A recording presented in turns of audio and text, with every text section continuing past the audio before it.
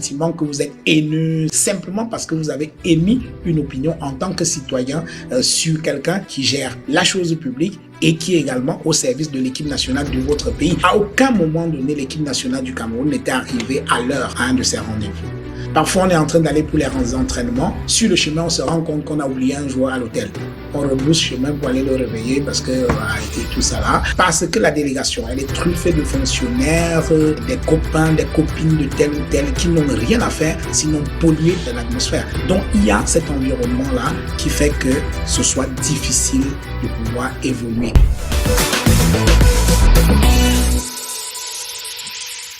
2010, oui. Revenons donc dans les oui. faits. Premier livre, oui. Programmé pour échouer. Oui. Pourquoi tu sembles donner un rôle prépondérant à Samuel Eto'o dans l'échec de cette Coupe du Monde? Pour une raison qui est toute simple, c'est que... On est en Afrique du Sud. Oui. Alors, l'échec du Cameroun... Et Samuel Eto'o est au summum de sa forme. Il est vraiment, il est au paroxysme de sa carrière. Il est au sommet de sa carrière. Oui. C'est vraiment la superstar. Et pas simplement superstar, mais c'est un excellent joueur. Oui. Mais il fait une Coupe du Monde assez désastreuse. Et pourtant, il avait des collègues... Oui, on attendait vraiment beaucoup de cette équipe-là.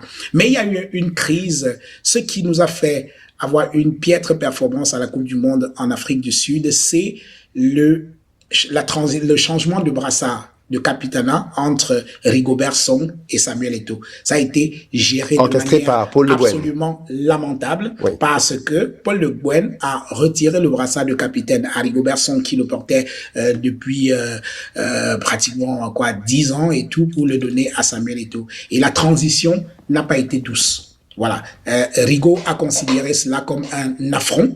Et au sein de cette équipe nationale, il y a également un certain nombre de jeunes joueurs que Rigobert Song avait accueillis au sein de cette équipe-là, qui n'ont pas supporté le traitement qui a été infligé à Song. Donc, il y a eu dans cette équipe-là plusieurs clans qui se sont formés. Il y avait des gens qui étaient avec Samuel Eto'o, il y avait des gens qui étaient radicalement derrière Rigobert Song, dont son neveu Alexandre et tout, et d'autres joueurs qui étaient un peu des non-alignés. Oui. On appelait ceux-là les blancs de l'équipe, donc oui. les métis, oui. Voilà, tous ces gars qui venaient, qui avaient rejoint l'équipe nationale et qui avaient fait toute leur vie pratiquement à l'étranger. Donc voilà d'où vient la crise au sein de cette équipe nationale. Et deuxième chose, il y a également le management de Samuel Eto'o en tant que nouveau capitaine de l'équipe nationale. Rigobert Song, lui, il avait un management plus collaboratif. Quand il était capitaine des Lions indomptables, il ne prenait jamais aucune décision sans associer Samuel, qui n'était pas capitaine, sans associer Jérémy, sans associer, comment il s'appelle, le gardien, Idriss Carlos Kameni, ainsi de suite, ainsi de suite. À l'époque, on avait parlé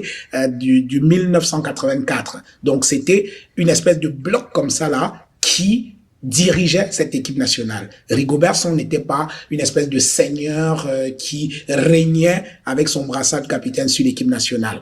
A contrario, Samuel Eto'o, il débarque et il est le seigneur, quoi. Voilà, donc, et c'est ça qui a créé un peu... Est-ce que tu as des preuves de ça? Oui, bien sûr, c'est très factuel, c'est très factuel. Il faut savoir que la crise au sein de cette équipe nationale était telle qu'il y a également l'intervention des politiques, hein. Je me rappelle, lors d'un match en Afrique du Sud, il y avait un problème de choix entre les gardiens. Je crois il y avait Souleymane, si je m'abuse, et Idriss Carlos Kameni. Ça commence à faire longtemps, je vieillis. Voilà. Donc, on hésitait qui des deux joueurs devait être aligné. Le coach avait à ce point perdu son autorité qu'il n'arrivait plus à décider. Et on a été obligé de lancer la pièce en l'air pour dire qui de Kameni ou bien de l'autre doit jouer dans les buts. Parce que on choisit un tel joueur, il appelle tel ministre qui est son ami au pays pour dire ils ont décidé de ne pas m'aligner pour le match de demain. On appelle ainsi de suite. Les mecs, ils organisaient des réunions de crise jusqu'à des heures pas possibles la veille des matchs. Vous imaginez des gens qui sont dans les réunions des conciliabules à 2 ou 3 heures du matin. Pendant la Coupe du Monde. Pendant la Coupe du Monde, la veille d'un match, ainsi de suite, ainsi de suite. Mais ça n'a rien à voir avec Samuel Eto'o. Non, mais tout ça, ça faisait partie des crises. C'est un climat. Oui, c'est un climat. Mais pourquoi l'imputer à Samuel Eto'o? Un climat qui a été créé par la transition qui a été mal gérée entre le capitanat de Rigobert Song et celui donc s'il fallait trouver un coupable, ce serait plus Paul Le Guen que Samuel Eto'o. Paul Le Guen, oui, Paul Le Guen, il a sa part de responsabilité, c'est très très bien établi là-dedans. Mais il faut accepter que Samuel a sa part de responsabilité et Rigobert aussi a sa part de responsabilité. Et pourquoi sorti de ce livre, donc, on retient que c'est Samuel Eto'o? C'est ce que les gens ont voulu retenir. C'est ce que les gens ont voulu retenir, parce qu'en fait, les gens lisent avec un certain nombre de lunettes. Ils estiment qu'on ne doit rien dire sur Samuel Eto'o. Et puis, il y a quelque chose que je trouve quand même assez inquiétant au Cameroun. C'est-à-dire que il suffit d'émettre le moindre avis sur Samuel Eto'o pour qu'on donne le sentiment que vous êtes haineux, c'est-à-dire qu'on vous taxe d'être haineux, simplement parce que vous avez émis une opinion en tant que citoyen sur quelqu'un qui occupe une fonction qui gère la chose publique et qui est également au service de l'équipe nationale de votre pays. Bon, ça peut se comprendre, il est très aimé. Ah non, être aimé, ça ne doit pas rendre les gens complètement fous, excusez-moi. On adore Rigobert Song. Rigobert Song a été quelqu'un de très très aimé, mais quand il a été question de lui dire ses vérités, on les lui dit. Je me rappelle à la Coupe d'Afrique des Nations en 2008 au Ghana, c'est Rigobert Song qui nous a fait perdre la finale. Et Rigobert Song a géré cette affaire avec beaucoup de philosophie. Je me rappelle, après la conférence de presse, j'avais fait une interview avec lui et il me dit, et je lui rends hommage, hein, parce que très peu de joueurs acceptaient de me parler. J'étais encore débutant à l'époque, c'était ma première compétition, mais Rigo est le seul qui avait accepté de me parler. Quand l'interview a même été publiée, on m'a accusé d'avoir fabriqué l'interview et Rigo a été obligé de prendre la parole pour dire, mais non, j'ai parlé au gars. Pourquoi vous dites qu'il a une immunité? C'est faux.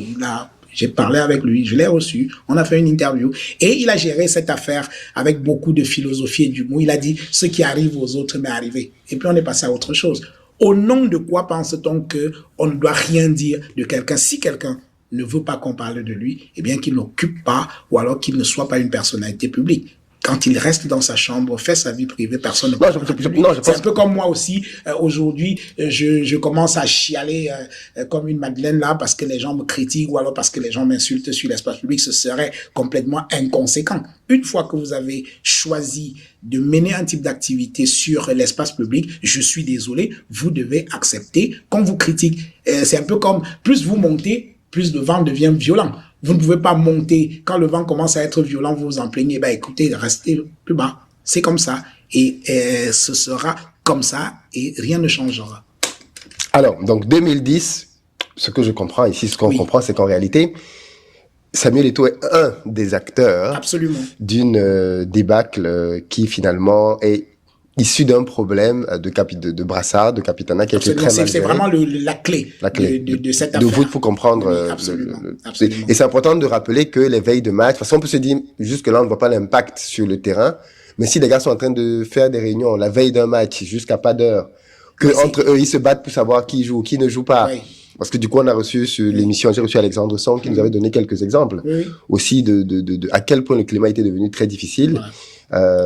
Forcément, on veut que tel joueur joue, tel autre camp dit non, ce n'est pas lui qui joue. Donc oui, tout ça peut créer un climat qui est... Un climat qui est délétère et qui ne permet pas de... Avec une génération de joueurs très talentueux. Alors, et il faut dire que c'est quelque chose qui revient très souvent lorsque le Cameroun participe à des compétitions internationales. Et honnêtement, j'ai jamais compris ce truc-là. C'est-à-dire que vous voyez lors des compétitions, en 2014, j'embraye un peu là-dessus, c'est la même chose. On a un ministre qui organise des réunions à des heures pas possibles. Et il arrive avec des joueurs. Je me rappelle d'une réunion complètement surréaliste. J'étais avec un journaliste de RFI. Je crois que c'est Philippe Zigraf ou alors un autre. Oui, je me souviens plus très bien. Au Brésil, il était venu à l'hôtel des Lions Indomptables et il y avait une réunion à la veille du match. Le ministre, il est assis là.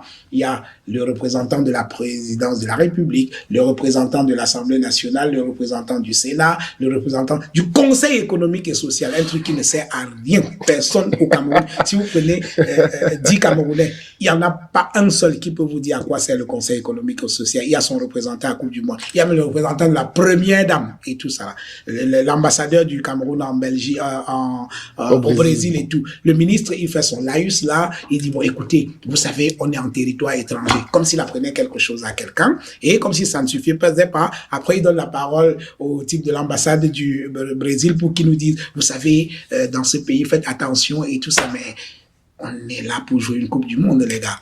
Et chacun prend la parole. Le ministre lui-même, avant de commencer, vraiment, c'est une maladie vraiment des fonctionnaires. Excellence, monsieur l'ambassadeur, monsieur le représentant de ceci, monsieur le récit, machin. Il bavarde. Et moi, les joueurs étaient là comme ça. Là. Ils le regardaient. Tous étaient affalés sur leur chaise. Ils les regardaient comme ça. Là, ils disaient, mais les gars, fichez-nous la paix, laissez-nous aller dormir pour aller préparer les matchs de foot. Voilà, donc ils organisent des réunions complètement bidons qui perdent le temps aux joueurs. Et à un moment donné, le coach a levé la main. Il a dit, écoutez, monsieur le ministre, je pense que les joueurs ont besoin de dormir. On a match.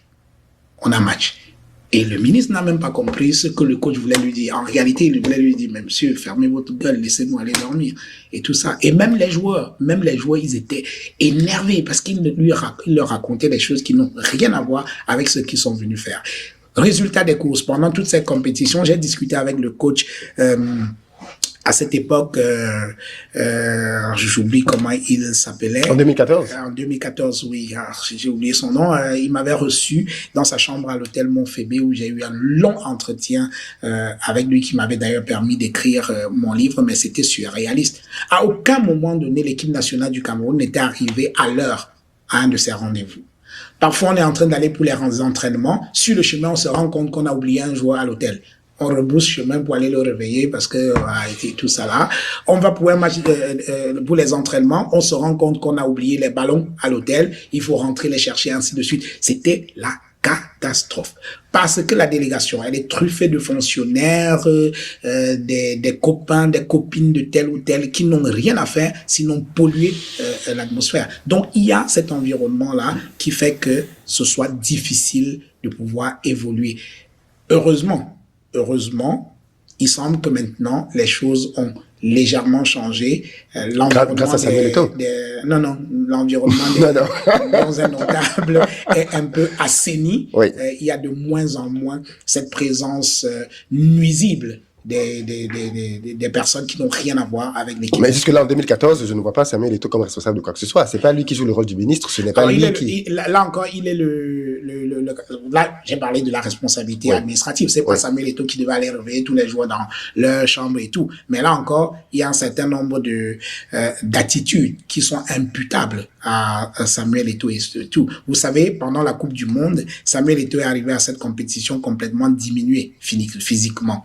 Beaucoup pensaient qu'il ne pouvait même pas jouer. Et deuxième chose, psychologiquement, il n'était pas dans la compétition. C'est à l'époque où il y a eu l'affaire Nathalie quoi. On va pas revenir là-dessus. Là. mais ça, pour moi, ça ne justifie pas de le mettre comme responsable d'une débâcle. Ah, tu dois être un grand fan de Samuel Eto'o. Moi aussi, d'ailleurs. Mais sauf que je pense que tous les Africains aiment Samuel Eto'o. Le footballeur. Oui, mais moi, je suis un fan éclairé. Je trouve que Samuel Eto'o, c'est la plus grande, c'est le plus grand footballeur africain, à mon avis. Personnellement, je n'en connais pas un autre qui soit meilleur que lui. C'est-à-dire que, balle au pied, ce mec-là, il fait la magie. Voilà. On est bien d'accord. Quand on a fini de dire cela, on peut quand même aussi pointer un certain nombre de choses. Non, on est d'accord. C'est juste que là, maintenant, quand je te reçois, tu ne me donnes pas d'éléments. 2010, à la limite, j'ai pu comprendre qu'il y avait des clans. Oui. Mais 2014. 2014, il y avait un certain nombre de problèmes. Par exemple, imposer tel joueur. C'est pas ça qui fait. Lionel Messi impose des joueurs. Sauf que Lionel Messi, lui, on est bien d'accord, mais si vous imposez un joueur et ça marche, c'est tant mieux. Mais si vous imposez des joueurs, après ça ne marche pas, c'est un problème. Si vous utilisez votre position de capitaine pour tyranniser vos coéquipiers, je pense que c'est un problème. Il y a plein de joueurs qui s'en sont pleins. Auprès de toi? Non, au sein de cette équipe nationale. Mais quelle est la crédibilité de tes informations si les joueurs ne t'ont pas parlé directement? Est-ce que tu allais prendre... Bien sûr, ils me parlent, les joueurs. Et il faut pas oublier que je suis journaliste et donc je multiplie également mes sources. Mes sources, ça peut être des joueurs, mais je me contente pas d'une seule source. J'ai des sources qui sont multiples. Aucun de mes livres n'a jamais été attaqué sur le plan factuel. On m'attaque sur le fait d'avoir écrit. Bon, et là-dessus, j'ai dit, je ne demande l'avis de personne pour écrire. Voilà. On ne m'attaque jamais sur quelque chose de factuel, de dire à telle page vous avez dit telle chose, c'est faux. Et c'est incroyable parce que chaque fois que ces livres sont sortis, je suis armé